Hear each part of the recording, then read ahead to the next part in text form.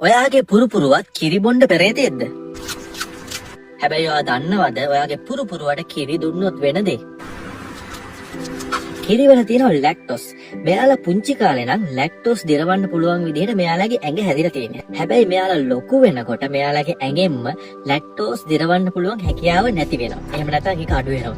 ඒ කියන්නේ මෙයාලා වගේ ලොකු අයට කිරි හරියට දිරවන්න බෑ. හරියට දිරවපු නැති මේ ලැක්ටෝස් මෙයාලගේ බඩවැලට ගිහිල්ලා බඩේ අමාරුව, පාචනය, වමනය වගේ ලෙඩ හැදෙන්න පුළුවන්.